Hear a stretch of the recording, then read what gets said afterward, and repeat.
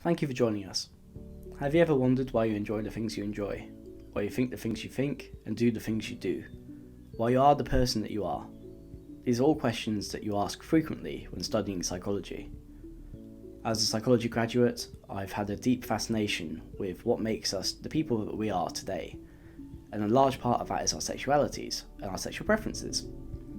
On today's episode, we're going to be discussing asphyxiation, also known as breath play, the psychology behind why people enjoy it, the biological effects, and of course, some of the risks. Breath play is the umbrella term given to any activity that involves the restriction of or denial of breathing, and is most often associated with activities such as choking. Although of course there are other ways of experiencing breath play as well, which we will address later on in the video. Erotic asphyxiation is the consensual restriction of airflow of your partner for a brief period of time, commonly referred to as breath or airplay. Autoerotic asphyxiation is when somebody practices this by themselves. Of course, it's impossible to discuss something as potentially dangerous or inherently dangerous as breath play without talking about the risks or how to mitigate them, but we'll address that later on in the video. So why do people enjoy breath play? There's a variety of reasons why an individual might enjoy something such as breath play, ranging from the distinct power dynamic that it creates, the degree of trust that's needed to practice it properly, or perhaps most commonly, the sense of euphoria that it can create when experienced correctly. Of course, the power dynamic that something like breath play can create is incredibly alluring to a lot of people, but the most common reason that people enjoy practicing it is the sense of euphoria that it can create when your brain reaches a certain point of oxygen deficiency. By starving the brain of oxygenated blood, it can create this intense head rush, accompanied by this out-of-body sensation, which when coupled with the experience of having sex can significantly amplify the pleasure. A study conducted at the University of North Dakota, Chapel 2018, looked into the practice and inner dynamics of erotic asphyxiation. In a survey of 137 practitioners, the researchers found several motivators, which are listed as follows. Some found the feeling of power to be erotic, others found an increased level of trust with their partner. Some found the action or activity of choking to be erotic in and of itself. Others viewed their partner as being sexy for wanting to try or try something new.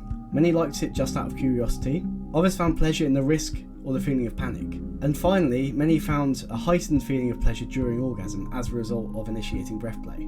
Of the research participants, 93.4% endorsed airflow restriction, whereas 6.6% negatively endorsed the practice.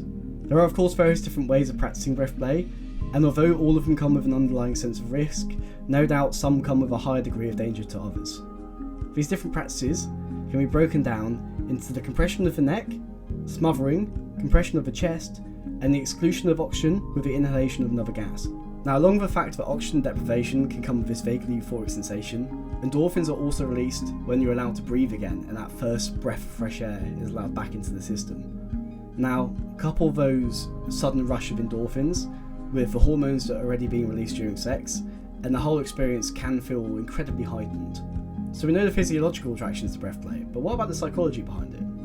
One of the most appealing aspects of asphyxiation, outside of the obvious physical effects, is the variety of role-play scenarios which can depend on it or be associated with it. Individuals with a paraphilia, hybistophilia, are sexually aroused by being with a person who is dangerous or perceived to be a danger, and this ties in heavily with the attraction to potentially risky activities such as breath play. Of course, trust building is a fundamental aspect of any BDSM relationship or activity, especially ones which involve such a high degree of risk or potential to cause harm or death, and the ability to build that trust with your partner or partners through something like breath play is hugely appealing to a lot of people. Finally, of course, there's the taboo nature of breath play. People always find a certain level of allure in what they consider to be taboo, and breath play, although more mainstream nowadays, was always viewed as a taboo activity, and there's a certain sexual allure to that. Now, what about the risks? I mean, a lot of this stuff is fairly self-explanatory. If you're going to be choking somebody, there's always going to be the risk of causing permanent brain damage from depriving their brain of oxygen for too long, or even causing damage to the neck or throat. When it comes down to choking, there's some fundamental things to take into account, the most important of which is how to do it and where to do it safely. Now, thanks to the popularity of awful franchises such as 365 Days or 50 Shades of Grey, choking and other BDSM activities have become far more mainstream in recent years.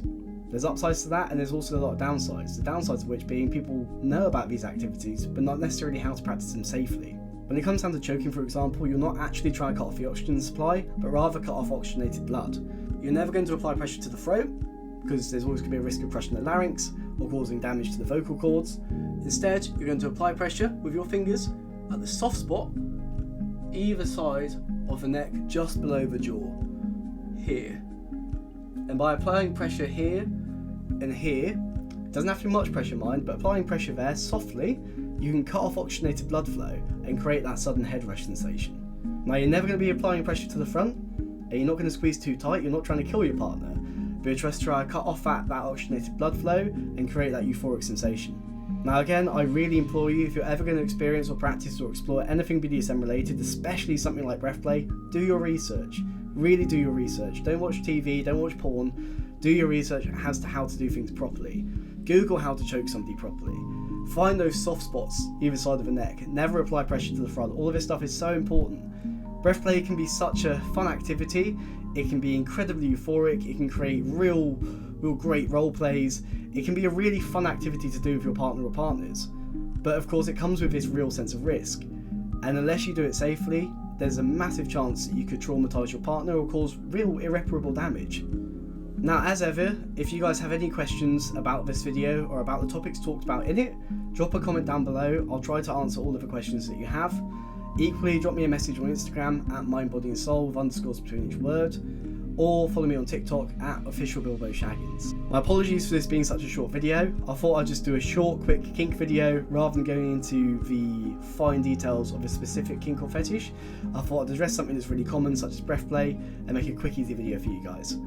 If there's any questions you didn't get answered during this video, drop me a message, drop me a comment, and I'll see if I can answer it for you on there. Either way, I hope you guys have a wonderful day, and much love.